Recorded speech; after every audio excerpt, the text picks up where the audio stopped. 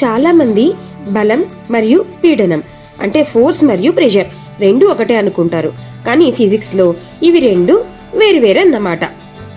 మరి ఇవి ఎలా వేరువేరు, వీటి మధ్య ఉన్న సిమిలారిటీస్ అలాగే డిఫరెన్సెస్ ఏంటో తెలుసుకుందామా? మరైతే వెంటనే వీడియోలోకి వెళ్ళిపోదాం రండి. మరిన్ని ఇటువంటి ఫిజిక్స్ కి సంబంధించిన వీడియోల కోసం వెంటనే ద ఫిజిక్స్ టీచర్ ని సబ్స్క్రైబ్ చేయండి. ఫిజిక్స్ లవర్స్, ఒక విషయం, ఫోర్స్ మరియు ప్రెషర్ మధ్య తేడా మనము ఖచ్చితంగా తెలుసుకోవాలనుకుంటాం కదా. ఈ తేడా తెలుసుకున్నప్పుడు మనము ఫోర్స్ ఏది ప్రెషర్ ఏది డిఫరెన్షియేట్ చేసినప్పుడు ఎన్నో క్వశ్చన్స్ కి ఆన్సర్ ఈజీగా చేయగలం. చూద్దాం ఒక ఉదాహరణతో. ఒక ఇనుప మేకును ఒక తలవైపు నుంచి గోడలోకి కొట్టామనుకోండి, అది ఈజీగా గోడలోకి వెళ్తుందా లేదా షార్ప్ ఎడ్జ్ వైపు కొట్టినప్పుడు ఈజీగా వెళ్తుందా? మీరు టక్కని ఆన్సర్ చేసేస్తారు షార్ప్ ఎడ్జ్ వైపు నుంచి కొట్టినప్పుడు కదా. రెండు వైపులా కూడా మీరు ప్రయోగించిన బలం ఒకటే, అది గుర్తుంచుకోండి. అయినా షార్ప్ ఎడ్జే మీ ఆన్సర్, అవునా?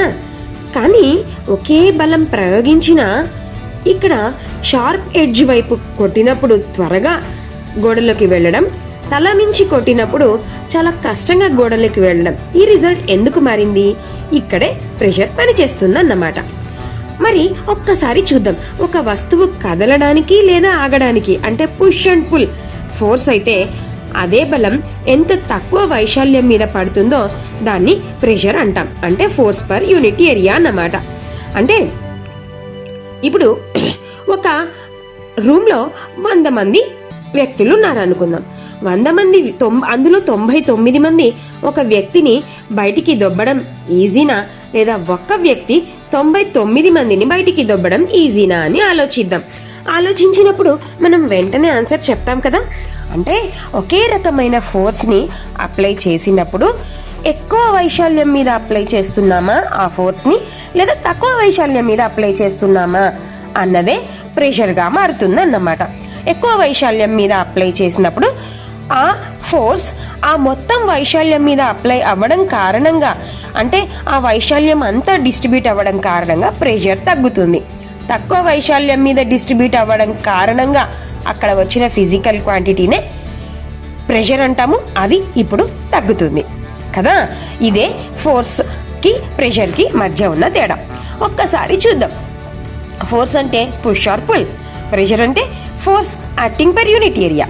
ఫోర్స్ యొక్క ఫార్ములా F = ma, ప్రెషర్ అయితే force per unit area. SI unit force కి న్యూటన్ అయితే ప్రెషర్ కి pascal, N per meter square. And force mass and acceleration మీద డిపెండ్ అయితే ప్రెషర్ ఫోర్స్ అండ్ ఏరియా మీద depend అవుతుంది అన్నమాట. సో గుర్తుంచుకోండి, ఫోర్స్ ఏ ఏరియా మీద అయితే పనిచేస్తుందో ఆ ఏరియా మీద వస్తున్న రిజల్ట్ లేదా ఎఫెక్ట్ నే ప్రెషర్ అని అంటామన్నమాట. ఇంకొక ఉదాహరణ చెప్తాను. స్కూల్ బ్యాగ్ యొక్క బెల్ట్స్ వెడల్పుగా ఉంటాయి కదా. ఎందుకు?